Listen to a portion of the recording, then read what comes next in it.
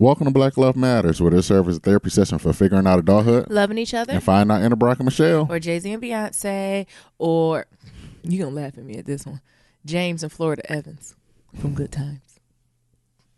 Shout out to them. I know we've been doing like a lot of people in real life, but it's some TV black couples who are iconic. And when I think of an iconic black couple in black love, I think of James and Florida Evans. And also I bring them up. I think I told you this a few weeks ago. Every time I go in my break room and I work in the morning, Good Times is on. And I'm so uncomfortable. Because you're the only black one? The only black person. And Good Times is on faithfully. So I don't know if the overnight crew got some black folks or some brown folks who watching it. But like, as soon as I walk in, they be like, keep your head up. I'm like, not today, Satan. I got to go out. And then it's like, dynamite. And then the white people, oh, JJ. I was like, oh, no. They're not going to take my joy. So I just have to excuse myself. Or if I'm in there alone, I just turn it off. I feel bad, though. Is that what I should do or no? Like, should I just sit down with them and hey, Jay, and dynamite them too? If it makes you uncomfortable, don't do anything that makes you uncomfortable. It doesn't make me uncomfortable. It just makes me roll my eyes. It just makes me exhausted of white people. Well, you usually sit in your car doing your breaks anyway. I absolutely, because I'm at the front constantly talking to card attendants, cashiers, customers, constantly talking. At least the folks in the sales floor, they get a moment just to be in quiet meditation and prayer and silence. I'm never quiet. I talk for 8 hours. So them 15, 30 minutes I get to my damn self, I don't want to engage. I don't want to have small talk. I don't want you to ask me what flavor my yogurt is. Yeah. Let me be alone. But anywho, not about that. What'd you think about James and Florida Evans from Good Times? Damn. I used to love Esther Roll. My favorite role that Esther Roll did was when she did Rosewood. Yeah. Oh my God, I loved her. I forgot what was her name, something Carter. Oh my goodness, I used to love Esther Roll. Oh, R.I.P. R.I.P. Anyway, who is you? I'm Nero. And I'm Nyambi. And this is episode 73. 73. Be sure to leave a 5-star, 1, 2, 3, 4, 5-star rating and review on Apple Podcasts and Stitcher. And follow us on Facebook, Instagram, and Twitter at Black Love Matters. Remember, that's black with no K. Yep. You got an update? Yeah, I do. So I did a little shopping. I was just telling Nero the other day, I don't know if I'm ready for winter. You're not winter ready. Why you say that? Because you done lost, I keep telling you, you done lost all this weight. And the shit just hanging off of you. No, I don't even mean clothes. Like, I mean outerwear. Like, I had to make sure, like, my shoes. You know, I got cute winter clothes, right? I got cute winter jackets. The jackets, you know, you put a little wool jacket on featuring a little cashmere scarf. I got clothes that you just run to your car with. Like, I need winter. You don't have nor'easter weather clothes. You don't have nor'easter. No, and I need that. Like, if 18 inches of snow hit, how do I combat that, right? Like, Nero, I'm teasing because I have a pair of Timberlands. I wear his boots, and he told me they lean. I've had these Timberlands since high school. They are leaning. They're so comfortable. They keep my feet warm, and it like knows. It's like my foot is impersonated on it. So all I gotta do is like slide them in like a house shoe. And they lean. Why do you hate them? Because they lean. You know, I don't just wear them as a fashion statement. I wear them when it snows or the weather's crappy. You are disrespecting urban culture by wearing leaning ass Timbos. Well, I bought a pair of Doc Martens. Is that eclectic style you just... Nero laughed at me. He was like, is that big? What did you ask me? You asked me, was that my size? Yeah. Them bitches look big as hell on you. I think they're supposed to look big, Nero. Oh. You never wanted a pair of Doc Martens? Nope. Okay, just a pair of Timberlands. I just switched up because I had the Timberlands. So I did a little bit of that type of shopping. I still need to go gloves and hat. Make sure all that's covered before the first snow hit. Because like I said, when I drove to work this morning, it was flurries. I finally washed my damn hair and got my hair braided up into a little bun. I like it. I think it makes me look old, though. I feel like I'm giving school teacher, HR professional read on this. You look 30. Oh, my God. I look all of 30, right? You look 30. You know, I'm trying to stay a little ahead of the ball. Well, you should got your Senegalese twist or whatever they call it. Yeah, I should have. It's all right. This is just for a few weeks. This is just a moment, right? It's just a blip. It is a blip. So I'm glad I got that, though, because I definitely just needed my hair done. But yeah, I looked in the mirror. I was like, I feel like I got 4 kids. But thank you. It was very neat. Also, did you, I forgot, I think it was one of our viewers that told me to listen to it. Y'all listen to Sam Smith's new CD? Sam Smith's CD is a banger. But it's a sad one. It's love songs now. Don't go there and think you're going to do a little doo-bop-bop. Think you do a little doo-bop-bop-bop. It ain't none of that. It's drink a glass of wine, think about it, rewind it, yell at the speaker. Okay, I'm gonna tell y'all my 2 favorite songs.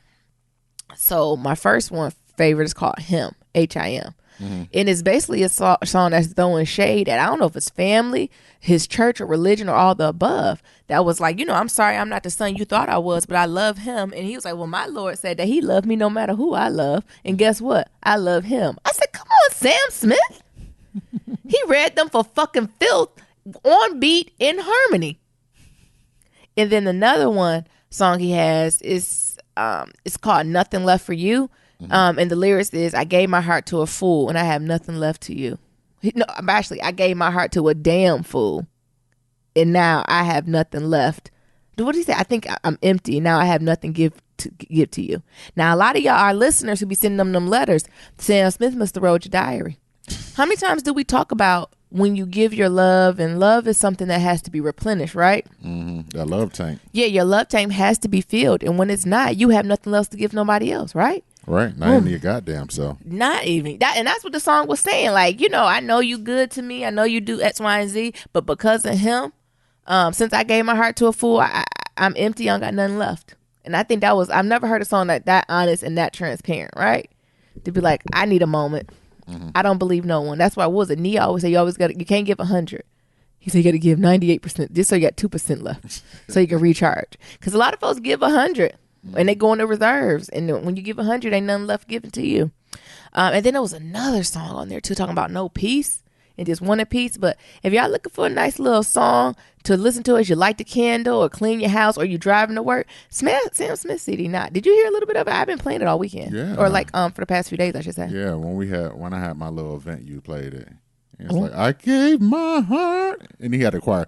Yeah, it's a lot of choir. Goddamn fool. It's giving me definitely Adele realness. I said, oh, okay. Yeah, it's giving me definitely a Adele black church soul appropriation. It's definitely that. It's like, if you don't like, it's very churchy and black. Absolutely, he's appropriating the culture.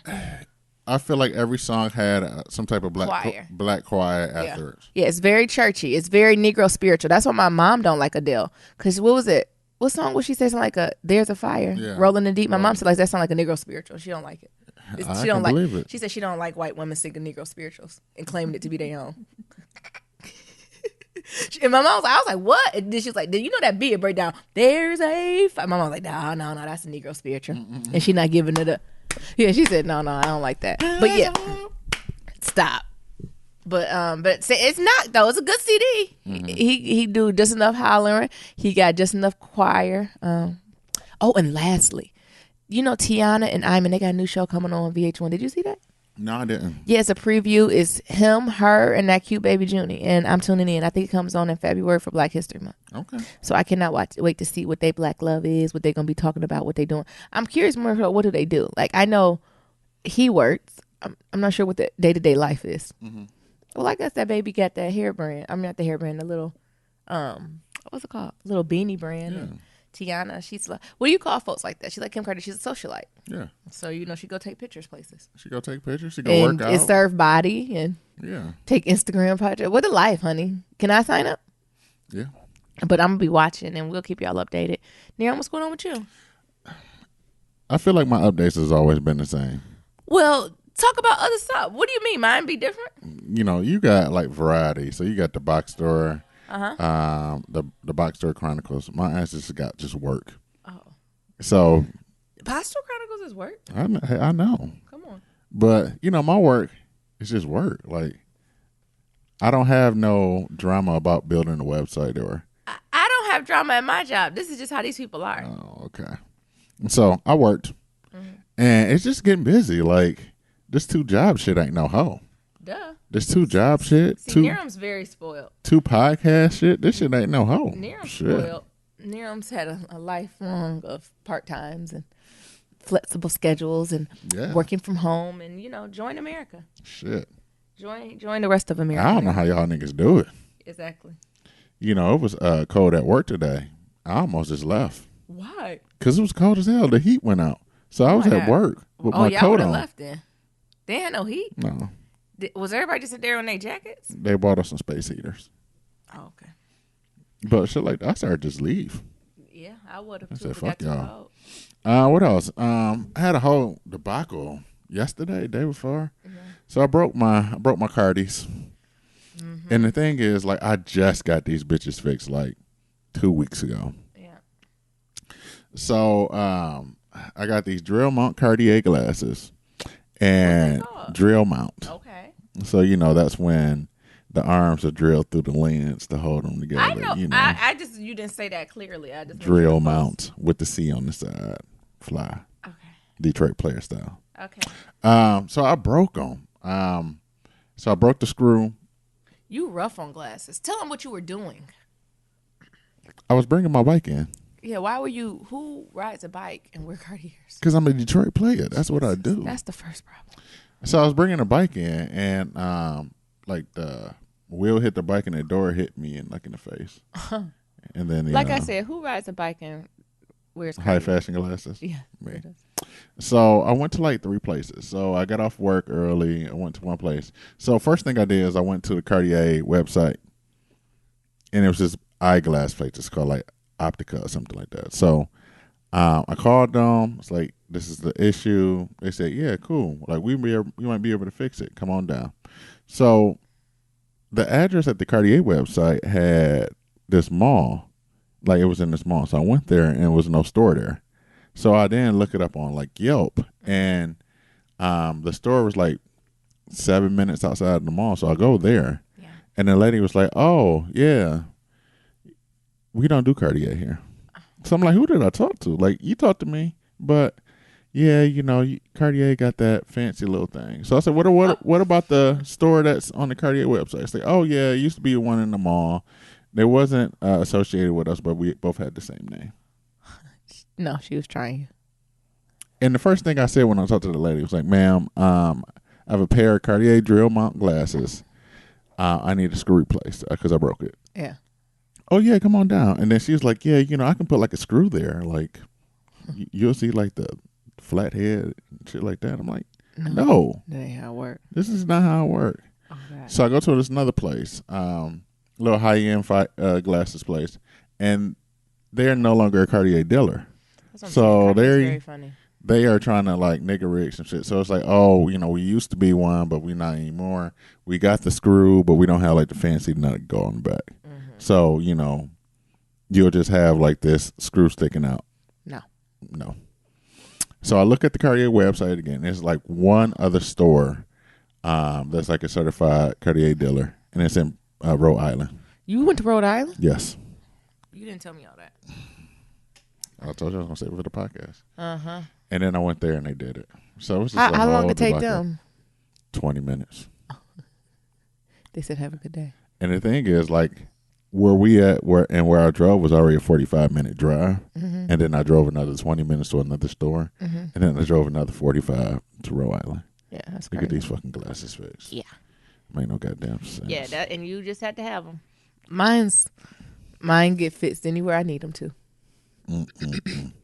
What else is going on? I will be in San Francisco for the rest of the week. Mm-hmm. So with that said, we will not have a Friday episode. No shout out Friday. No shout out Friday. Because of who? Because of me. Nira. Okay. Put it on the record. Okay. Let the record show. Let the record show that Niram has been here for 73 episodes. Mm-hmm. And that Nyambi is not the one who stopped it. I've been here for 73 episodes, and I'm going to San Francisco. I'm jealous. I wish I can go. I wish you can go, too. Yeah. It's going to be fun. I know it is. You could have had the opportunity to lay in the bed for at least 5 days. Don't do that. Don't do that. Because you've been making me look for a flight right now. Hey. Okay. You can go whenever you need to. I know. I might still. You never know when I'm going to roll up on the spot. Mm-hmm. Okay. Yep. So, just doing some packing and stuff for that so I can leave in the morning. You still not packed? I'm packed. I just need to do the toiletry stuff. So like the toothbrush, the cologne, the deodorant, shit like that. Mm-hmm. Yeah. All right. So that's all I got. Yes. We got to check in. We got a Black love story. Of course we have a Black love story. As always, if you have your Black love story, go ahead and go to blacklovematters.com to submit your story. This week, Black story is Kiona. Is that how I'm saying it now? I'm going to say Kiana. Why? I'm extra. Kiona. Like white people. Kiana and Brandon. And they've been together for 2 years. The first question we asked is, how did you two meet? Kiana said that we met at the Sacramento Sewer District as front desk security guards. He came in asking me where the bike rack was, and we've been inseparable ever since. I thought she was about to read them real quick. I thought that motherfucker asked me, and I said, "Get out of my face." No, I love that. Brandon said, I was on the light rail going home after work, and I kept seeing this big hair girl in the same work uniform as me passing through the station. It was frustrating because I could never see her face, just her big pretty hair, work uniform, and booty. This nigga. But I love it. That ass. I was drawn like a moth to a flame. Come on. What song is that? Like a moth to a flame. Yes. I don't know. That sounds like some... Before I could muster up the nerve to get off the train and holla, my work schedule changed and I wasn't on the train to run across her anymore. The next day I walked into my new site and a pretty girl with big hair is at the door. It was her. Had to pull up on her, dog. That ass. I was going to say the hair. Oh. Just sometimes when I'm my hair certain ways, it fascinates you. Yeah. Like you don't like my old lady bun now? I love a good afro. You like my afro? Yeah. No old lady bun? Baby, you do what you want to do. That's not what I asked. I know I can do what I want to do. You can do whatever I'm you asking want you to for do. your preference. Well, when you describe it like that, old lady bun. Oh, well, you can easily say you think it's a young lady bun. Why this can just be a bun? Bun. Okay. How do you feel about the bun? It's a power bun. It looked like you about to go into... He say a power bun. It looked like you about to go into a office setting and ask for some money. Oh. Shut up. Come on, let's when did each of you know that your partner was someone? Kiana's like December 8th. Come on, sis. This is a Nyambi move. December 8th. Next question. In reference to what, sis? I love her. It doesn't matter. Brandon said, I realized she was the one when she told me all her naked truth. That honesty and trust is immeasurable in my eyes. Isn't it though? Yeah. And the thing is, it's okay. So first of all, I hope, Brandon, I hope I'm not over speaking. Just let me know if I am. It's levels to this truth game, right? So you have folks who come to you and you have conversations with them and they bear everything, right? They speak their truth, they do everything. And when you leave, you be like, what the fuck? Like, you be like, no. But there's times where other folks do it and you be like, I feel you. Like, I get your vibration. Mm-hmm. You know? Yeah. So I think it's like when I'm working with my cashier, sometimes they be telling me the truth. I be like, this is too much. You should have lied. And then there's other people, like when Nero be talking about, I'm like, yeah, I get you. I feel your energy. I'm empathetic. So I understand exactly what he's saying. Mm-hmm. The next question is, what's the key to success of your relationship? Key said communication, respect, and laughter have to be key. And Brandon said compassion, compromise, and connection. Ooh, the 3 C's. I like that. Yeah. We always talk about communication, respect, laughter. Do we talk about laughter as much? No. But I think you have to be able to laugh at each other, at yourself, the situation, your arguments, falling out, all that stuff. I think you have to be able to. Go ahead. No. Well, I was going to read the next question. No, but I was also like what Brandon said. We don't talk about this a lot either. The idea of compassion. So really being compassionate towards each other. And, I think that's when giving your partner some slack sometimes. And not, even when they fuck up, sometimes you just got to let it roll off your back, right? Yeah. And keep it going. Yeah, that's beautiful. Because, I'm good for making a mistake. Yep. I walked in the house and I was like, what the hell is going on? I walked in the house and I was getting my hair done. And they was like, why are you here? I said...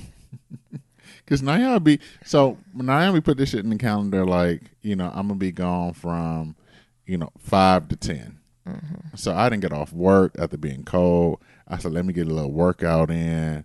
Let me take a shower. He just got shit strewed everywhere. Let me take a shower and let me start packing. And then I'm in the mood. Just got dishes everywhere. I'm listening to Tidal. And then here I hear a door and a beep coming. Naomi, that you? Yeah. Oh, shit. Because Niram just... Fuck you doing here? Niram don't even have to say anything. You can just follow the trail of clothes and plates and bowls, papers and pens. Because when he stopped doing that, he just stops doing them. Because I was like, I swear this house does not look like this when I left this morning. And he went to work too. So he only could have been here for an hour and a half. And he was able to make this much damage. What's going to happen when we have kids, Niram? So you and the kids going to just be in competition? Yep. Between your bites and shit. And the kids' Legos? Yep. How we going to be able to move? Put the Legos on the bike. Okay. What advice would you give young married couples? Kiana said, laugh, love, and communicate with each other. When shit hits the fan, listen to each other and have an open mind. Be understanding and reasonable in your decision making. Yes. Say that last one again. So be understanding and reasonable in your decision making. Absolutely. You never realize how much when you're in a relationship, how being reasonable goes out the window. Do you ever feel like that sometimes? Yes. Sometimes I'm just on you like, I don't give a damn. Figure it out. Like, you just don't even want to play no more, right? You don't even want to think logically when it comes to that person anymore. Mm-hmm. Brandon said, operate and communicate with long-term in mind. And in the words of the great American poet, Big Crit, forever is a mighty long time. That album is dope. Is that a good CD? I was going to ask. Big Crit is Crit. Am I saying that right? Crit, yeah. Crit. Mm-hmm. He's growing on me. I used to confuse Big Crit with Killer Mike. Why? I don't know. Do they sound the same? No. Why do I think they're the same? I don't know. Is he with the Run the Jewels? No. Run the Jewels is Killer Mike and LP. That white man? Yeah. See, I didn't like Run the Jewels because Killer Mike tricked me and brought that white man, and I didn't know it was a white man. Black people, y'all have to warn me when you bring in like white people to the table. It's not that you can't. I just need a heads up. So you was just like, what the hell is going on here? Yeah, see where that white boy come from. Hey. But Crit, what song he sing that I would know? I know he did a song with Fantasia. Yeah, he did find a song with Fantasia. And that was it. Crit don't do many radio hits. Well, I don't got to be, but do I know one of his songs besides Fantasia's? But I keep that name keep coming up, and people keep recommending that I listen to him. So Big Crit had a song. I don't know. It was like a couple years back where it was Big Sean's song. Oh, okay. And people say Kendrick killed him. Mm-hmm. So Big Crit came out with a song. Okay. I forgot the name of it, but okay, that's the song that everybody was like, Big Crit is the shit. All right. What's the next question, Nerums? That's a good question. Okay. Anything else you want to tell us about your love story? Kiana said, when I met Brandon, he was comfortable in his own goddamn skin. It is nothing sexier than a man, especially a black man, who knows who he is, stands firm in his word, and goes from there. It is just something that's so attractive. So I'm right with Key on that. Mm-hmm. Funny and witty, but he's also had a calm within his spirit that spoke to me. His smiling was addictive. His company was exactly what I had been missing. His walk is alluring. His voice is captivating. Come on. He made the sky look blue to me for the first time in my life. And that's when I knew I needed and wanted to be his wife. Come on. You better come on with that shit, girl. See, she recovered from December 8th. That's hilarious. I love it. Brandon said the way it all came together was an awkward, random set of circumstances that never could have, and should have led to this connection. Yeah. Somehow it did, and I'm going to accept this blessing. I think that is sometimes you just got to go with it. I think sometimes folks, especially when we're in the age range we're at and kind of the folks who maybe been touched by wife hands, we try to make everything perfect, right? Mm-hmm. And say, well, I'm going to meet a man this day and I'm going to do X, Y, and Z. And sometimes, like he said, you just got to be going to work on the train or on the bus or walking down the street and be open to the experience, right? Mm-hmm. So I think that was good. Thank you so much, Key and Brandon, for, I'm saying like that's my good friend, right. Kiana. God, she don't even know like she be like being called Key. For sharing your love story. It's beautiful. I can, even the way they write, I can tell kind of their energy and how they bounce off each other, right? Mm-hmm. You can see Kiana ain't for the bullshit, right? And then Brandon, he'll be there to be like, all right, don't cuss him out all the way. Or he'll be like, yeah, that deserve a cuss out, that don't deserve a cuss out. Like you can even tell like kind of the way they write back and forth about it. I love it. Mm. Yes. Thank you again. And as we said earlier, y'all, if y'all don't forget to submit those Black love stories. You can go to our website and do that at blacklovematters.com. That's blacklovematters, no K. Or you can send us an email too. So you can do that at blacklovematters@gmail.com, and that's blacklovematters@gmail.com. Yeah, we got some pillow talk. Of course. All right, what you want to talk about? What about Tiffany Haddish on SNL and Taylor Swift allegedly? Before we even get to Tiffany Haddish, what Haddish. The fuck? Why do I call her that? Because you from the Midwest, so you like the Haddish. Haddish. What I say? Haddish. And what I say? Haddish. What the fuck is the difference? Haddish. And I said. Haddish. And her name is Haddish. And I said. Haddish.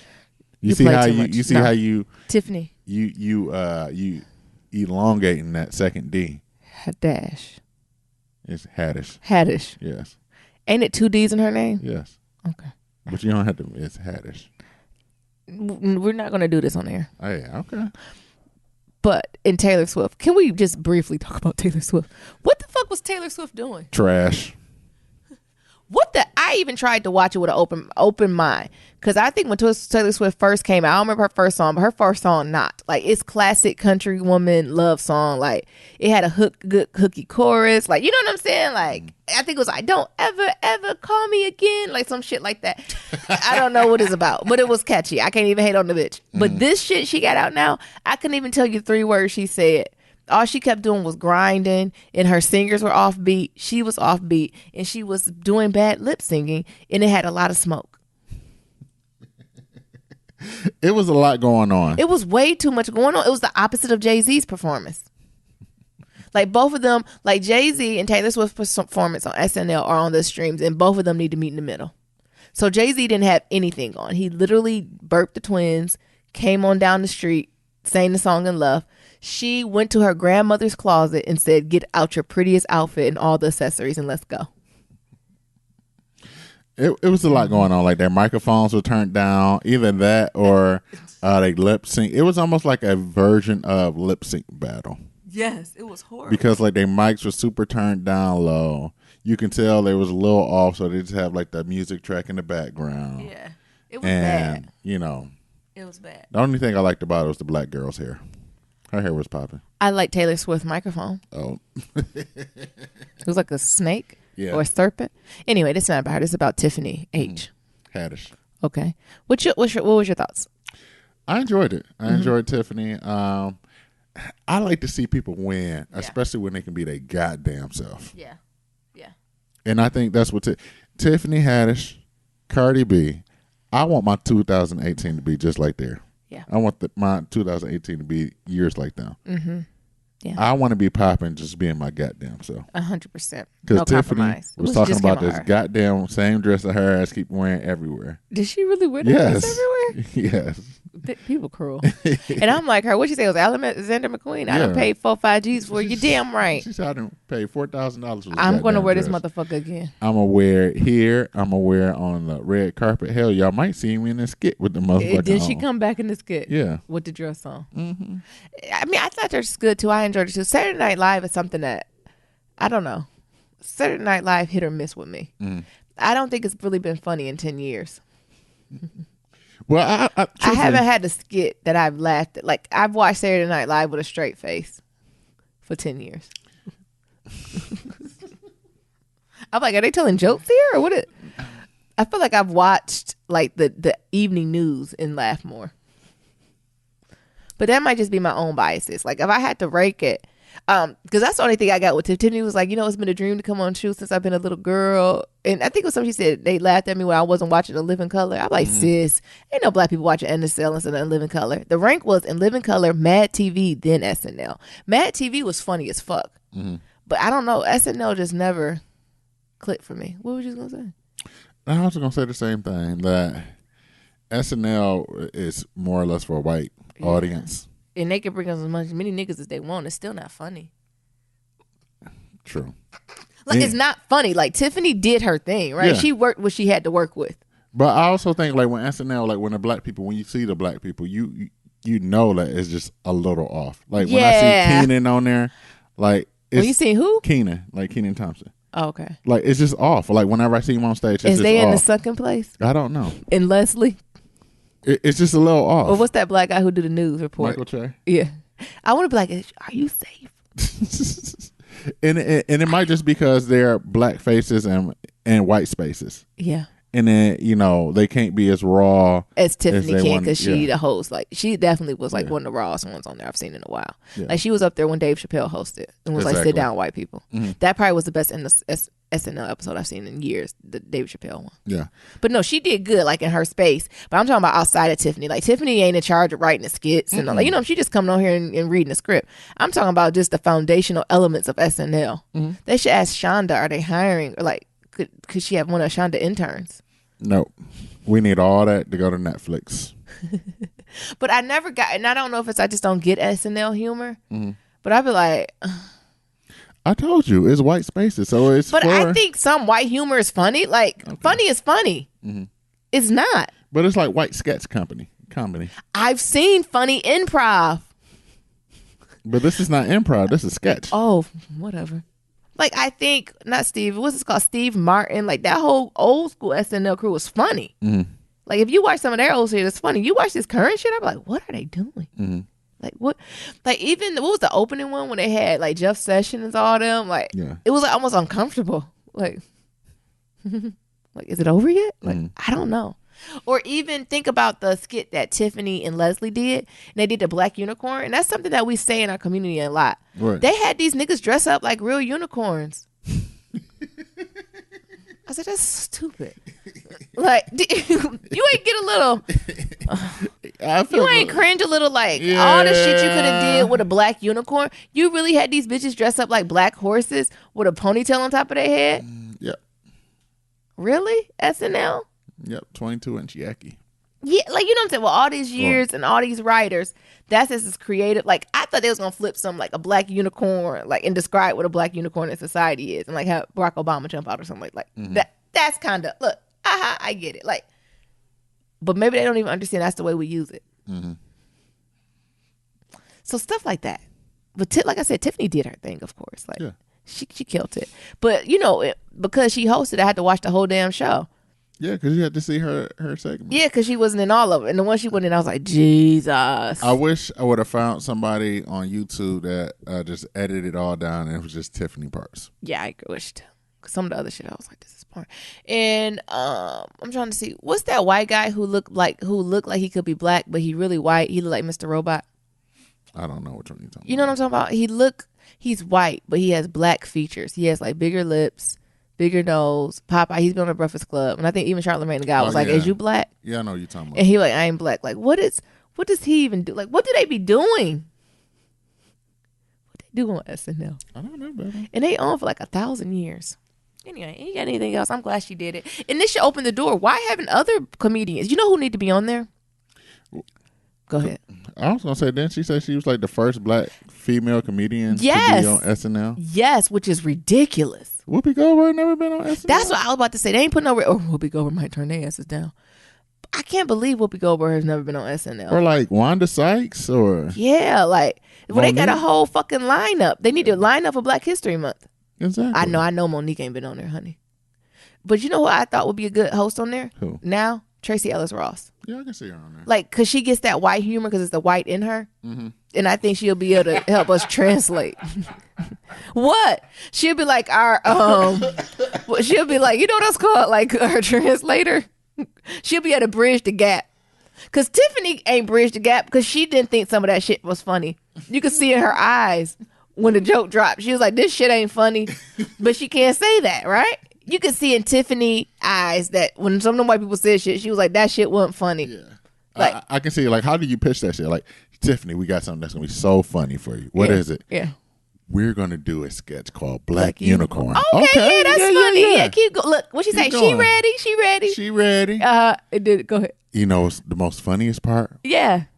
We going to have you dress up as a horse. Nigga, that ain't funny. Like, as soon as I seen their ass come out in the woods with that black unicorn, I said, this shit is borderline racist.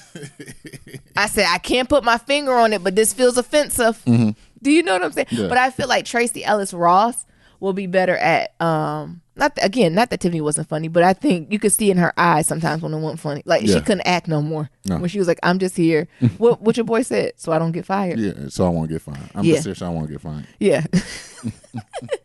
But I think Tracy Ellis Ross will be that her energy is a little bit, she's rainbow, right? Yeah. So she's able to, she understand what it is to be a black woman and, you know, was sensitive to us in the black community, but she's also, you know, as understanding and aware, and it's been exposed, and she half white too, into the white community, right?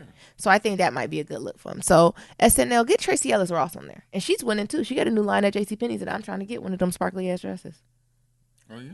Yeah, she got this cute ass. She got this whole clothing line that came out JCPenney's this week, and it's cute. It's reasonable. Everything under like $70. Okay. I might have to get a little something. Hell, if it ain't sold out, now I'll be taking her time, honey. But I'm excited that Tiffany Haddish is on there. Haddish, I'm sorry. Mm-hmm. And my next vote is for Tracy Ellis Ross. You can even bring Anthony Anderson on there. I think he would do decent on there. Yeah, I think so. Who else you think should be on there? Brown. That's a good question. Did Cat Williams ever do it? Shut up. Cat Williams will go rogue, and you know that Negro will go rogue because he don't got shit to lose. You don't think he would go rogue? Yeah. He would go off the script, or I feel like he would be like, "That ain't funny." I would love to see Cat Williams on there. Yeah. Who else? If Bernie Mac was still alive, oh I'd my see God, his ass on there. Yeah, he another one that you could see it in his eyes if it ain't funny. Mm-hmm. Look, this is not going to. What about Martin Lawrence? Yeah, I can see Martin. I don't know if Martin already did it before. He might have did it. No, I don't know. Have a Steve Harvey did it yet? Steve Harvey, the king of these white folks. Mm. He got all. Steve Harvey is too busy. Steve Harvey is booked. He okay? booked. Steve Harvey that nigga is booked. But like I said, we can move on. My next vote for Saturday Night Live though would be Tracy Ellis Ross because she can help us. Anywho, he was on SNL. Who? Martin. When was it? In 1992? 94. Oh, that was close. We're gonna have to watch that a little bit later. Mm-hmm. All right, now speaking of when I said Tracy Ellis Ross, actually no. Let's go on back. Did you hear about that shit in that Florida school? They selling bulletproof panels for their students' backpacks.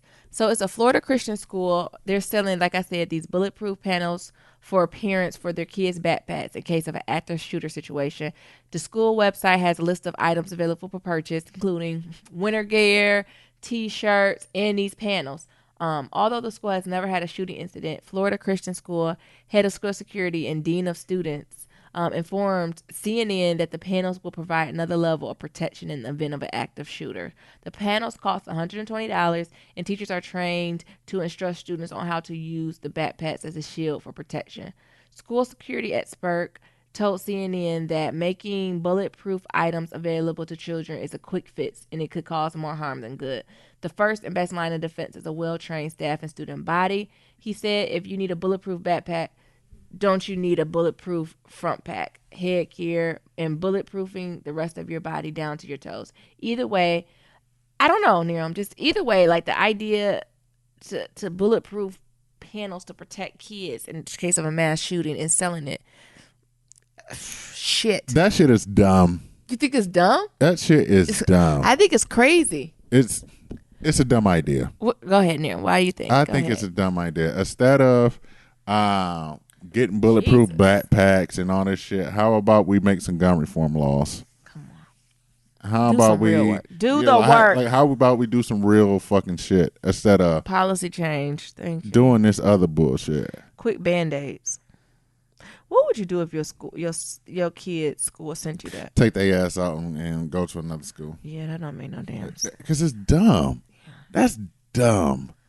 That's something they should keep to themselves. The person that said, like, yes, that person, you basically need like a bulletproof armor suit. Yeah. From your head down to your toes. What the fuck these panels gonna do as an active shooter? I know what they think. You gonna put it over your head like a fucking cover, like a cloak or something? No, I think they think it's like an extra from 300. You know when they bound down. Remember when they was throwing them arrows and they all bent down under it? Yeah. You know what I'm talking about? Yeah. I think that's what they're thinking. But these are children. They're not gonna. The fuck out of here. This shit is dumb. And it got a nerve to be a Florida, first of all, and then a Christian school. I wish I had the soundboard. I wish I had a soundboard because it'd be the Remy Martin. Are you dumb? Yeah, I don't. This shit is dumb. That's not. And the thing is, he didn't even creep in and say maybe a bulletproof door, right? A window to the class. Like, give me something to work with. Because I see they're trying to be proactive, right? They're trying to figure out how to be proactive. But I don't know if giving the shields to the baby's going to work. Maybe if they said, we have these classrooms with all these windows, right? Maybe can we make the window bulletproof? Can we make the door or something to stop? But I can't help them. No. I try to help people, but I can't help them on that. Like, if anything, if they got an active shooter, they need And like the doors is a good idea. Like, you know how, or make it harder to get in, or something to slow them down. Certain universities, like when the fire alarm goes off, like all the doors is automatically closed. Like any door that's propped open is automatically closed. Yeah. Like I can see that's happening for like active schools shooters, where it's an active shooter. And somebody press the button and then like everything just locks down. Yeah. Like the doors just close and shit. Make it hard. You making it an obstacle, making it a little harder. Like, but that made sense. Bulletproof panels. That shit is dumb. And then what happened if the bullet ricochet and hit somebody without a panel? Jesus. But the thing is, these are panels. So the thing about bulletproofing and things of that sort, like, it's still got to go somewhere. That's what I'm saying. What if a ricochet or something? I wouldn't say ricochet. So the kid is holding this panel or backpack or wherever it is at. Like, it's probably, the bullet probably so powerful it's going to knock their ass down. Oh, my God, Jesus. And then they fall into another baby and then they drop it. Next. I was reading this article, and this is what I was going to go through next, but I decided against when we were talking about Tracy Ellis Ross and hosting SNL. It was this article, I think it was in Blavity, about code switching. Mm-hmm. And they were joking because they were saying that black people code switch, especially I'm thinking of black people touched by white hand, code switch so many times that they should be like method actors. Mm-hmm. So it's this idea that you do it so much that you create this whole different persona. And the way that they flipped it was like black people who code switch should be extras in M. Night Shyamalan Split. Mm.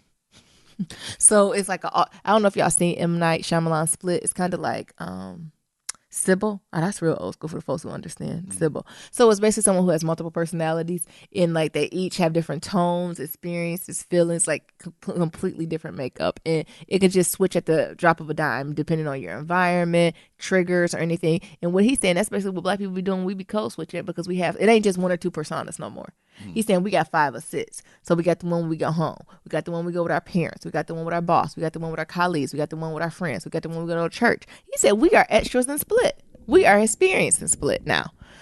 But, what do you think about that, Nero? Absolutely. I have multiple different personalities. But then I would argue, if you got all these personalities, which one is you? All of them. Okay. All right, M. Night Shyamalan. Continue to explain. No, but I truly agree. Like the work me, I don't use my real name when I go to work. It's always a nickname. Yeah, I don't use my real name at work. To make them feel comfortable. I just prefer they don't know my real name. So, I'm up in there because, like I said, I'm like 6'3", 285, 290-ish. So I'm a big dude. Mm. So, I use a nickname that they feel comfortable with. I'm a little bit more peppier and shit like that and blah, blah, blah. For home, I'm a different person. I won't say a different person, but I'm on myself. When I'm with my mom and my, it's just a respect. So, we on the podcast, we cuss and we, say all that shit, blah, blah, blah. But when I'm with my mom, I won't necessarily say all that shit. So that's like a personality I would consider. Yeah. When I public speak, there's a different persona or whatever I have to put on just to make people feel comfortable and shit like that. You saying shit like that? Yeah. Do you ever get tired of it? No. Really? No. Because I feel like all the parts, all these like personalities are a piece of me, so I don't get tired of it. It's just when I get home, it's just like I can. It's like taking off a bra. Yeah. All right, ladies. Sure. Is there one that you prefer and one that you least prefer? Which one you like the best? Like, which one if you had to do forever, ever, which one would it be? Podcast Nero. Mm-hmm. I like podcast Nero. Because it's you. It's a lot more raw. It's unfiltered, all unadulterated me. Yeah. I think 9 to 5 Nero can get a little tiring sometimes. Why? I think I'm just getting to the point where I don't like going into an office. Mm-hmm. Like I've gotten to the point where I want all my jobs to be work from home. And I don't like going to offices, meetings, and doing, oh, yeah, how you doing? Yeah, here's some coffee. Here's some donuts. Yeah, how you guys doing today? Yeah. How was your weekend today, Barbara? It sucked because I'm here now. That's what you want to say sometime at work. It sucked. Now it's sucky because I'm So, here. it's like engaging and, less cussing. I really like to curse. Yeah, I like to curse too, and I can't cuss. Why? I just can't. All I gotta do is stay black and die. Exactly. I prefer not to cuss. And then like all the white spaces. I think because of the white spaces, like if I were doing a 9 to 5 and it was all black people, Office Neon would be a little bit different. Yeah. Versus Office Neon now. It's very super filtered. To make. Have time, yeah. I think my Office Neon personality, I try to get it as close to Barack Obama as possible. That's the framework. That's the prototype. That is the prototype. Why you say that? What does that mean? It makes it makes white people feel so comfortable with you. Really? Yes. And they just think the highly of you. Like, yes, Neon is just amazing. He can do anything.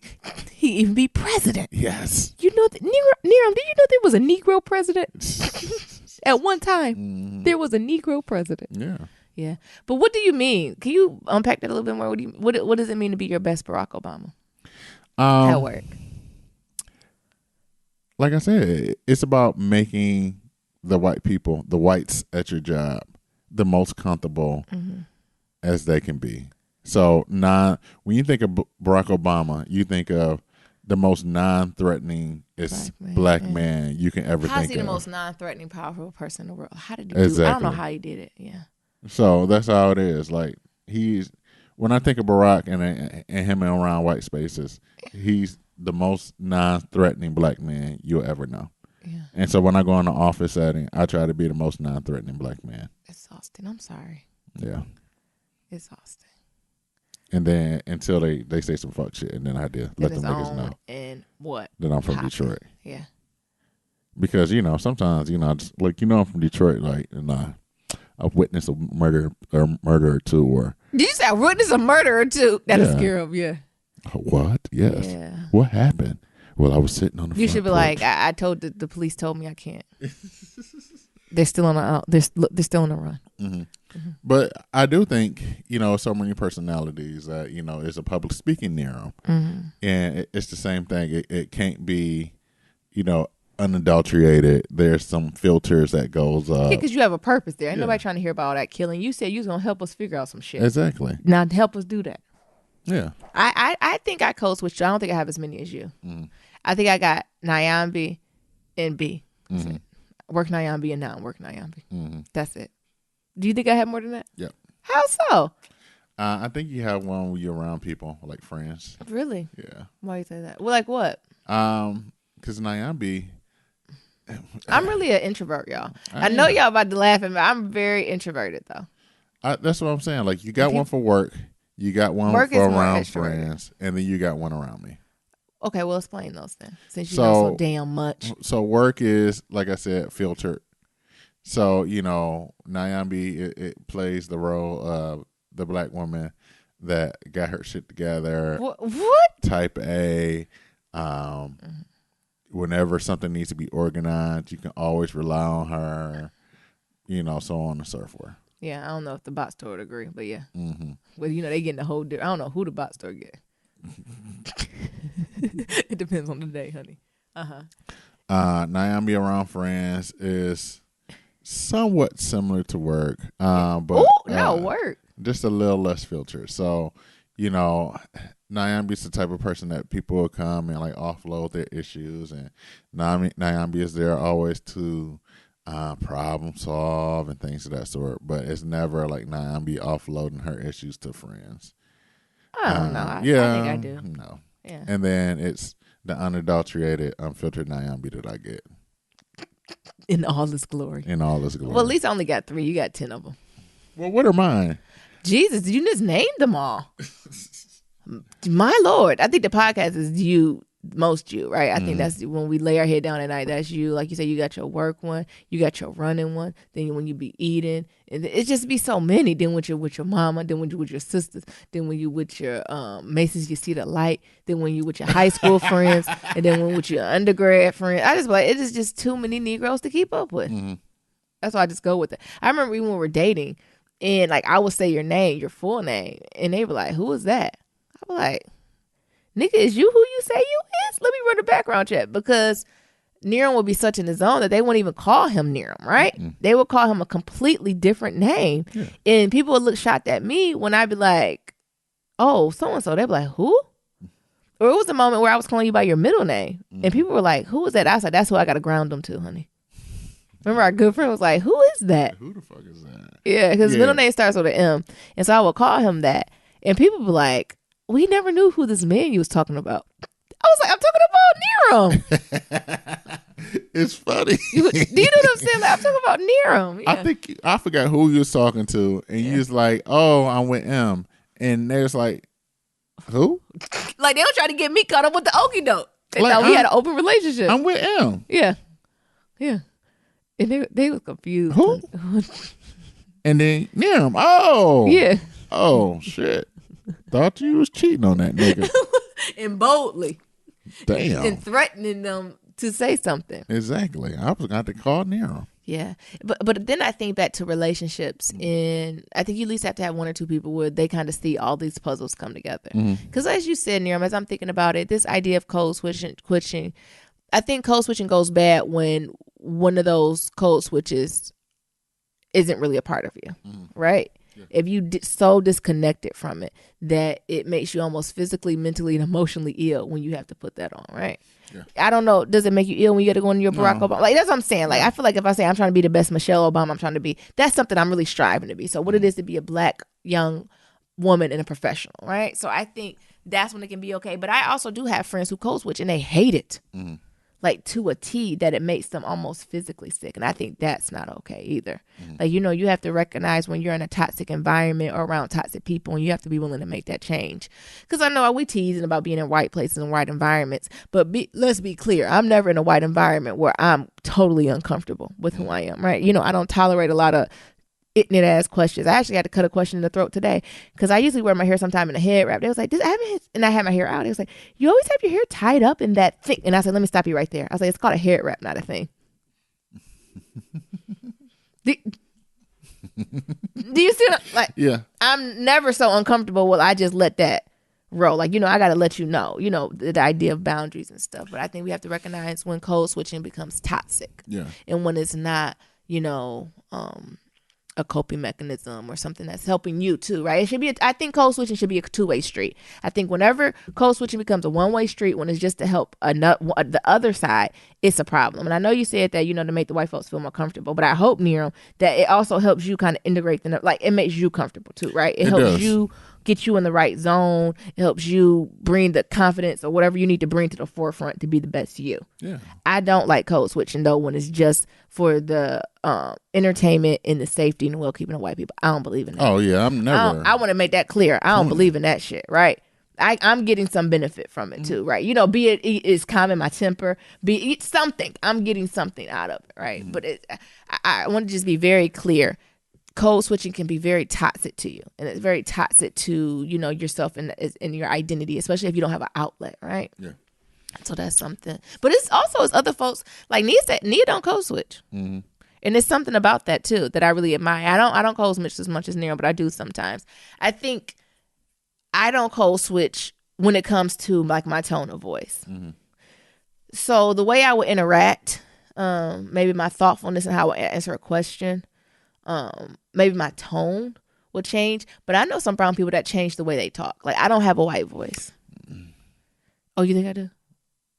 Hi, guys. I don't say guys, but I don't code switch. So I keep this little Midwest Southern twang.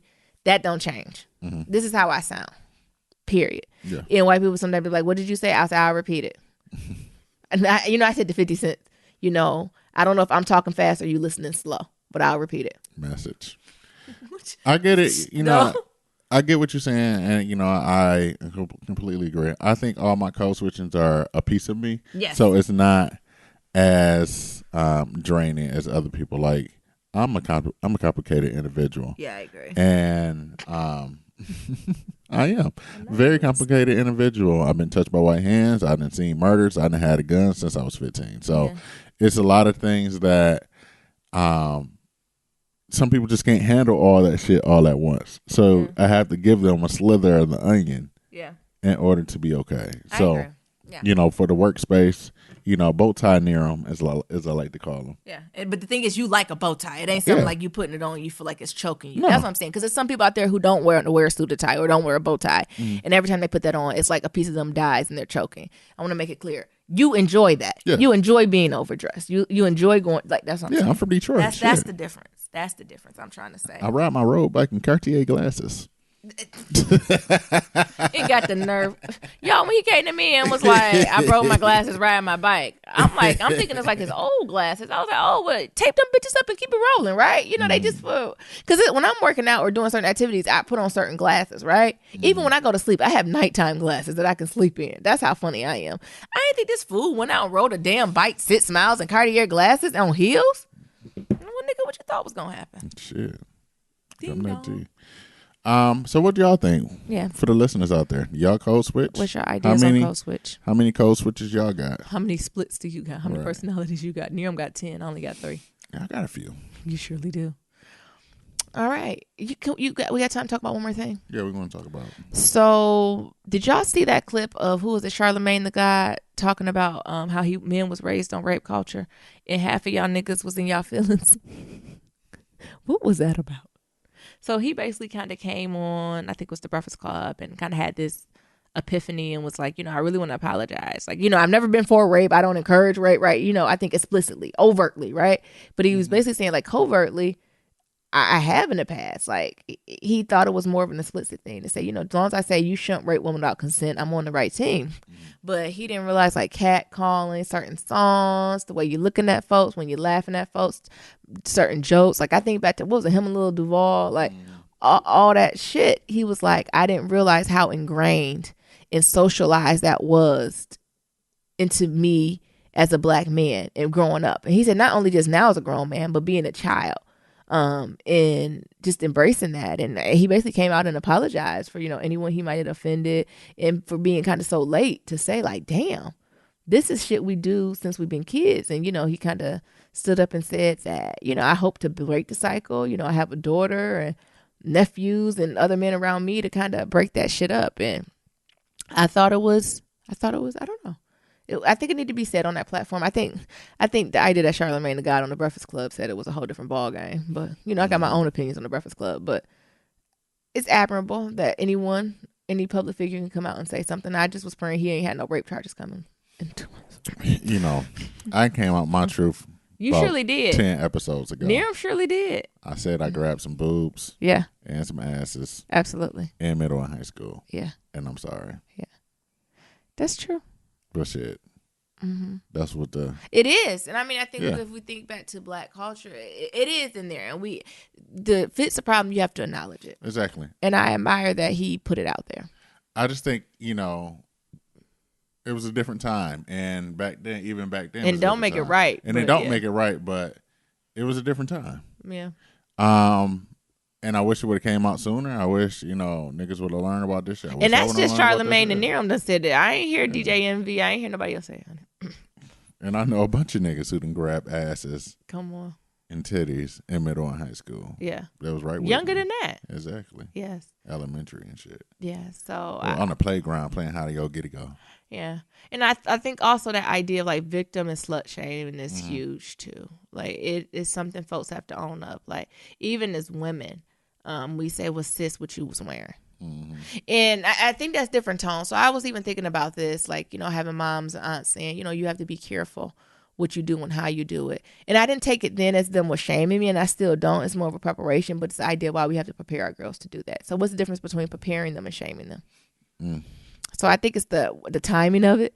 So if something doesn't happen, I don't think that's the time to bring it up. But I think it's being proactive before and letting folks just know their surroundings to say it ain't right, but this is how it is sometimes. You know what I'm saying? This is how and to prepare yourself for it. Like I said, I think we was having a conversation about this. I don't know if it was on a podcast or we was just having this like off record. We was talking about how, things are changing so much, so rapidly, especially with this Harvey Weinstein and so many other niggas out here, rapey ass niggas out here. In this rape culture and things of that sort, and people acknowledging it, that how is dating going to change? Like, for example, even the whole thing of like consent. So like, I think one of the things I think we was talking about is like romance. One of the things about romance is like the anticipation and the surprise. So, you want to date and you're in the moment and you want to kiss, the person that you're with. Like, do you have to ask before you go in? Like, may I kiss you? May I hold your hand? Yeah. And shit like that. Like, how does that affect like intimacy in a relationship? I don't know. I don't know. Would you like me to start asking you when can I kiss you? I mean, no, you don't have to do that. I think since we're in a more of a committed monogamous relationship, we don't have to. I think it's a little bit clearer there, but I agree when you're in a dating phase, especially as a man. Like, I'll take it for guys now. It's harder.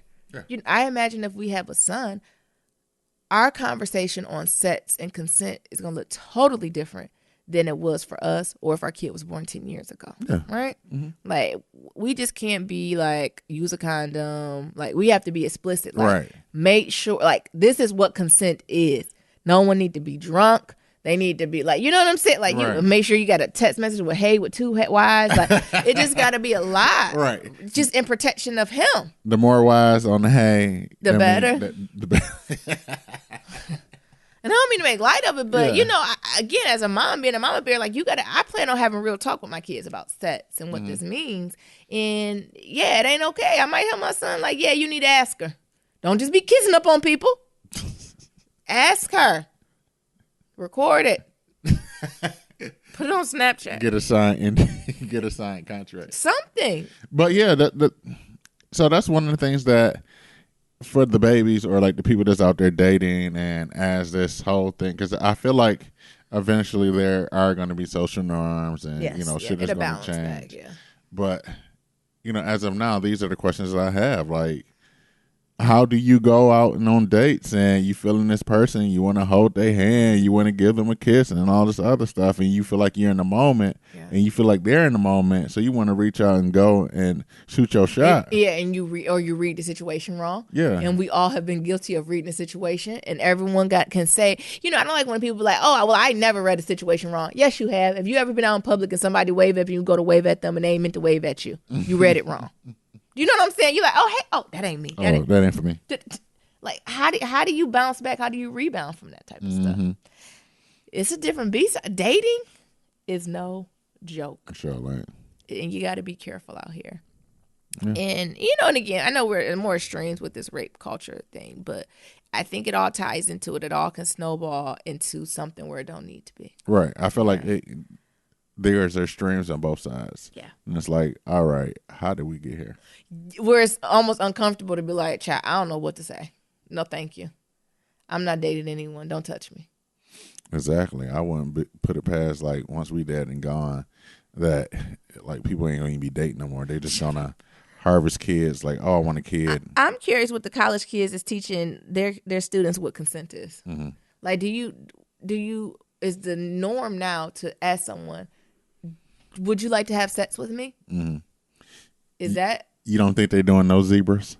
Shut up. Don't do this. Explain to the folks what a zebra is.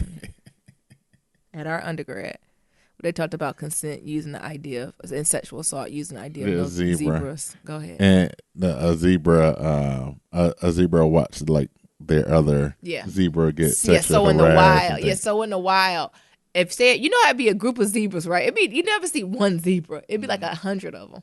With what's those ones that eat them? Not hyenas. Lions, tigers. Wildebeest ain't eating no damn. I don't know who the fuck. Lions, baby, tigers. Whatever. It's one of them bigger animals will come whoop on the zebra ass. And they lion Leos, right? So they go in and fuck up a zebra. They don't give a fuck if it's 100 deep. We going in this bitch, right? They got Donald Trump confidence. And so they'll go and they'll get one zebra and fuck a zebra up. But again, it's 3 lions to 100 zebras. And instead of the zebras being like, hold up, lion, you ain't about to run up on my sis like that. And they all jumping up on her. They either look or run away. So the idea was that you're not supposed to be a zebra and just look at someone get hurt. It ain't funny. And just look at someone get hurt or run away from a situation. You're supposed to pounce on the lion. So if you see something that ain't right, you're supposed to no zebras. Say something. And so the logo or the motto was no zebras. No zebras. And this is how our conversation about consent and rape culture and sexual assault went at a public university. Yes. To the point where everybody be like, no zebras. Yeah. No zebras, I'm bro. sure some Negroes in there still didn't connect the metaphor. It's some Negroes in there thought it was a PETA event. They still didn't know what the fuck was going on, okay? And y'all know who y'all is, because some of them folks kind of walked out like, what was I supposed to get from that? No zebras. Oh, yeah, no zebras. What the fuck does that mean? Yeah, and I think that's the point I'm at now. So what does this mean? So what is the exact definition of consenting? And I don't want to hear when both parties are okay with it. Is that verbally? Is it emotionally? Is it written? Is it physical? Like, what are we talking about? But, I guess that's for a different conversation. You got anything else about that rape culture or any of that narrow? Remember, y'all, no zebras. Alrighty. We got a kitchen table talk? Or? Absolutely. Okay. So, kitchen table talk, Bruss is cuz to submit your questions. Go to blacklovematters@gmail.com. That's blacklovematters@gmail.com. That's black with no K. Or you can leave us a voicemail at 508-784-1111. It says, hey, Nirma Nyambi, love y'all. I want to get to know y'all more. I have an easy question for you. What would be the gag reel of your life? Those moments when the audience that has been watching your life bursts out into laughter. Ooh. Oh, that's a good question. It is. A gag reel. This sounds like a very student affairs-y question. It is. Are y'all student affairs? No zebras. Am I? Oh, you that's not the person. You want to go first or you want me to go first? You go. All right. Well, I've been thinking about this. And my gag reel will revolve around dogs. It started like America's Funniest Home Video when they have themed segments. Yes. And they be like, the dogs are coming. Go ahead. Mine, Niram, and dogs. Yeah. So the first one would be when I was 10 or 11, and the drug dealer next door to me had these pit bulls, and I was playing basketball in the backyard, and these motherfucking pit bulls just hopped the fence. Of course. And my ass climbed up the basketball pole. Oh, whoa. Like a koala? Yes. Who climbs like that? Like a motherfucking monkey. And I remember just yelling. You'll be amazed at what you can do when you're scared, honey. And I just remember his name was Meech. And I just remember like up the pole, like, Meech! What? Meech! Scared, hollering. Snot coming from your nose. Yeah. Oh, my goodness. And then his ass come outside. I said, what the fuck your ass doing out there? Get your fucking dog. Oh, my. And the dog probably went to play. Mm-hmm. Well, was he barking? Or was he playing? I don't know what the fuck. They was pit. These are drug pit bulls. What does that mean? What do you mean they drug? They guarding. Hell, like they canine unit. They are pit bulls for the trap house. You don't take no pit bull that's guarding the trap house lightly. Come on. I don't give a fuck. They friendly or whatever. That's worse than the dog we seen on. We found some shows called Live PD, and it's like cops but live, and they kept having the remember that canine dog? Something was wrong with him. Yeah, something was wrong with him. I ain't never seen a canine dog like for the police be so erratic. They was like, oh, he must don't want to play tonight. I said, play? This nigga's working, ain't he? Exactly. I said, oh, so these motherfuckers inconsistent. Thank you. What else is on my gag reel? So I got that one. I got when me and my best friend Brandy was walking to the bus stop and catching the DLT. That's what we call like the public bus in Detroit. And we was talking about like somebody fighting on the block, like crackheads fighting or something like that. So I was telling Brandy the crackhead fight because she had missed it. A crackhead fight? Yes. Jesus. And as I was talking, I seen something black out the corner of my eye. And then I looked, and it was 2 Rottweilers. What? And I was like, Brandy. Rottweilers I don't fuck with. I was like, Brandy, it's a dog. And as soon as I said that, both of them bitches start barking, and they start chasing after our asses. And then, you know, those big ass industrial like garbage things where like somebody like getting a roof done and they had that big ass garbage dumpster or whatever. Yeah. So my eyes climbed up on top of that. So while this is going on, like other people are coming up to the bus stop because we all catching the bus to catch the bus. Yeah. So these dogs are just chasing everybody. Oh, so dogs are playing. just chasing everybody. So they're like, oh, it's somebody else that's playing with us. So they're playing because they would have bit asses by then because them dogs are faster than y'all. So it was also picture day. So my ass is on top of this dumpster, skeeting, sliding, trying to stay fly with my brand new J's on. And then like the bus come and like the bus stops in the middle of the street, and I try to like jump off the dumpster, but I fell, and I fell under the dumpster. Did you ever get on the bus? Yeah, I got on the bus. Did you get messy? Was it a puddle? No, or you still stayed fly? I was kind of fly. Oh my God. Messed up my cool a little bit. Okay. I said through your cool. Yeah. I should have Brandy come on here and tell it. Yeah, you gotta have Brandy come on one time. All right. What's the other one? I think I got 2 more. Oh, I don't even got that many. The next one would be when I was training for my first marathon, and I was running around the neighborhood, and it was 2 things. So it was always dogs on the route. One dog, they just had this big ass field, and I seen the dog running, and he had just stopped. So I'm like, what the hell is going on? So at that point, I got a big ass stick, and I'm contemplating whether I'm gonna go back or not. But like the dog had just stopped, so I'm like, all right, well I'm just gonna run past him. And it come to find out it was electric fence. He was like, hey, bro, let me in. Because the thing is, I was like so afraid of this motherfucking dog. Because he barking, he growling, and all this other shit. And then something just told me. You not moving. He like, what the fuck is wrong with you? So something just told me just to look. So I'm looking at my area and shit like that. And you can tell like this big ass long path. Like, you know, he had this big ass field. And then it's like this patch of grass that's just missing. And it was just in a straight line. Yeah. And I was like, oh. That's an electric fence. Yeah, he can't go in past that. No. And he already thought you was fucking with him. Niram, you do got a lot of dog stories. I remember when we lived in our old apartment, and you're like, oh my God, it's a dog. And it was like a poodle. I remember he jumped on you, and Niram was so dramatic. Like, the poodle jumped up on him because he wanted to play. You would have thought a Bernese Shepherd, $300, 300-pound dog jumped on Niram. The way that he... And even the dog, me and the dog just looked at him after. No, I'm not gonna have you come for me like that. Me and the dog made eye contact and looked, and then we looked at you. And the dog was like, "Sis, I was just trying to play." And the last dog story I got, it's something about me and dogs. Same route, training for a marathon. It was this house that had a sign that said "Beware dog," but I never heard like a dog bark anything. Like when I ran past it. One day, the guy was out washing his car, and the dog comes out and make a beeline for me. It was another pit bull. So I'm running, and I got my little Mason shit, my police Mason shit. This motherfucking dog come, and I maced the shit out this damn dog. Oh my God. And I'm telling you, I'm screaming at the owner, like, get your dog, get your dog, get your dog. So as this dog is like leaping to like jump on me or knock me down. To play with you. No. His ass was barking and shit, growling, showing teeth. I pull out my mace, and I mace the shit out the dog. So the dog yelped, So like the dog's like, what the fuck? Why are you macing my dog, man? And I said, I told you, get your motherfucking dog. So he comes at me, and I start macing his ass too. Oh my God, I remember that. You gotta.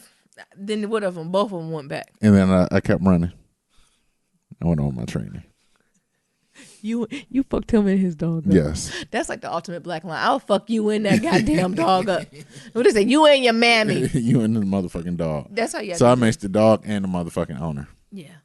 I got both of their asses. I don't got gag reels like that. My life don't be going like that. I would say when I was younger, I remember all my cousins and aunts and uncles. We used to go to Wheels Inn. Y'all remember Wheels Inn in not California? Was that Canada? Was that Windsor?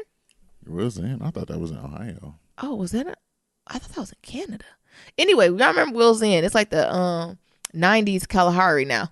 Mm-hmm. Y'all got Kalahari, is that what they call it? Yeah, in Kalahari. Great Wolf Lodge. That's what y'all got now. Yeah. Back in the 90s, we had Wheels Inn. So it's like a water park, a place where you play games, get food, bowling alley and all that. So it was me and all my 1,000 cousins, and we were going bowling. And of course, you know, in my family tradition, we trying to get a good deal. So of course, all of us didn't pay for the bowling. And so I didn't have no shoes. So I went to go throw the ball, and I threw the ball, and I went over the line, and I fell all the way down the motherfucking aisle, like to the end. Mm-hmm. And I was so embarrassed, I could barely get up and walk and come back. And my aunt was like, "It's okay. Be careful." Oop, she down again. Oop, come on. Just crawl. Just crawl. So I remember that. I was like, Jesus, why is it so hard? Another event that I can think of that would be a gag reel that needed an audience was a guy that I really liked. And he worked like at the little mini mart place. And of course, me and my friends used to just go there just to buy things, right?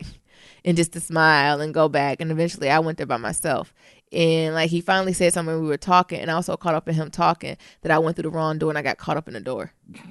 Do you know what I'm saying? Like, you know, the doors are open automatically. And it was like, and you know how you try to go past it and it was like opening and I was trying to close it and I got caught up in it. And then like I wear glasses, it like knocked my glasses off, like it fell on the ground. And like it was an older guy who was trying to help me. He was like, "Young lady, let me help you." But I said, I'm okay. So them the two things that I could think of that I was like, Jesus be a fence. Near one thing I would add to your gag reel that you didn't add to it was I'm a prankster. So I don't get a lot of pranks played on me. You ain't no goddamn prankster. But I'm a prankster. No, well, one time I sat, Neram did something, he pissed me off. And I went upstairs, or I went to the room, and I was just done for the night. Neram knows when I'm done for the night, I go into quiet meditation and prayer, and we can talk in the morning, right? I'll say, you know, I love you. All is forgiven, but I need peace right now. And he thought I was in the bed, and Neram went to go take a shower. The way Neram prepares for the shower is like a little old lady. So he got to get all his night clothes. He had to find his music. He look in the mirror. He flaunt. Like, he just takes a long time. So what I did, I hid behind the shower curtain. You remember this? Do you remember this? No comment. I hid behind the shower curtain until, like, he turned on the water and everything. I got out the way of the water, okay? Nyambi was plotting. And then Neram pulled out the curtain to get it in there. When I tell you, he knocked almost all the shit down. He knocked the curtain down. He fell into the shower. He ain't know what the fuck was going on. That was a classic Nyambi. Do you remember that? How scared were you? What you thought was happening? The worst thing is to be fucking afraid while you naked. It's just all off guard. You ain't got nothing but your hands and your nuts. I got you so good. How did you fall in the shower? Because I was about to punch, but then I seen it was you, so I had to like try to divert my arms and shit and so I don't hit you in the face. And then, you know, of course, Nyambi swerved. Laughing and shit. Oh my goodness, that brought tears to my eyes. I was going to fight mode, and then I noticed it was you, but I've already threw some hands, so I had to divert the hands out the way. And speaking of Neram, did you have one time where Neram got mad at me? This is not a gag. I think it's a gag. Well, Neram not gonna think it is. I used to use baby oil in the shower to lock in moisture. So in the winter, I used to, I like the last thing I do when I get a shower, I'll put a thin layer of baby oil on my skin, and then pat dry, and then put my shea butter on. Fucking death trap. To like just lock in the moisture, right? That's old school. And so, but usually what I do, right when I get out the shower, I'll spray it down with some type of like pine sol or spick and span, and then like rinse the shower down to get the oil out. Who the fuck uses spick and span? Shit, we do. We do. Nah, I just be using that strong ass Fabioso. The clean house. So I usually do that, but for some reason, I don't know. I think like my phone rang, or like, you know how you get distracted out the shower? Like I wasn't done in the shower yet. But Neram was tired. He's like, I'm about to get in the shower. I was like, okay. And then what Neram do? First of all, y'all know how he prepped. And then he went in that shower, and Neram got in the shower. What you did, Neram? I thought that tub collapsed through the wall. Neram slipped in the shower. And again, the shower curtain came down. He was like, was my parents here too? He was like, oh. I was like, what the hell happened? He was like, oh, this baby oil in the back of the baby in the shower. I done killed myself. Neram said he was like, what's it called when you on a water slide? Yeah, when you couldn't get your balance. I just couldn't get my big ass up, so I'm just sliding back and forth in that goddamn tub. You were like calling me. You're like, help me. Shit ain't funny. I almost died. Neram, how did you say? You say, help me. Yes. And then my mama, is Neram okay? Do you need me to send your dad up to help him? How did you feel? That shit ain't funny. Did you get hurt off that? Yes. What you hurt? I got a scar. What were you thinking when you were going down? What the fuck? I could only imagine now how I'm being terrifying. this goddamn baby oil. And ever since then, I ain't been able to use baby oil in the shower no more. Banned. Were you scared? Baby oil is on the banned substance list. When did you know you was going down? Shit. Well, as soon as I put my feet in this fucking shower. Oh my goodness, that was a good one. That shit ain't funny. That was hilarious. I think of a last one. This is not mine, but my godmother, always tells the story of when she had her robe and she was going to walk downstairs to the basement. And what happened was the robe got hooked on a banister. And so she was going down the stairs and she missed a step and she slipped and she slid down the banister, but the robe got hooked. And she said when she got back to the banister, she just felt like she was abused because the top of the robe was just at the top of the thing. And she said when she got to the bottom, she was just naked. She said she had to call off work for 2 days. She said she ain't know what happened. She said she just looked around. Because like the hook of the robe was still stuck at the top. The fuck? And you know how she was like, she felt like, she said something pushed me. And I looked up and my robe still up there. And she said, I just called and I just sat at the bottom of the stairs naked for 10 minutes. That's what you got to do. Oh my goodness. Oh, that was a good question. Thank you for that. Well, that's bringing back some memories. That made me want to think about some other crazy stuff we done did. Y'all tell us y'all funny stories. What's on y'all gag What's reel? on y'all gag reel? Y'all send us some voicemails and tell us what's on your gag reel. Yeah. Alrighty. So to submit your Black Love story, go to blacklovematters.com/love story. To submit a question for Kitchen Table Talk, shoot us an email at blacklovematters@gmail.com. To leave a comment about anything we talked about, go to blacklovematters.com. You can go there and we got each episode out like a blog post. You can go there, leave a post or whatever. You leave a comment on SoundCloud or you can leave us a voicemail. We love voicemails, 508-784-1111. That's 508-784-1111. We'll talk to you guys later. And remember, love is ever evolving. Peace. Ooh, you remember when you fell in that shower? That shit is not funny. So much noise. That shit ain't cute. It's hilarious. No, it's not. You telling everybody all my secrets.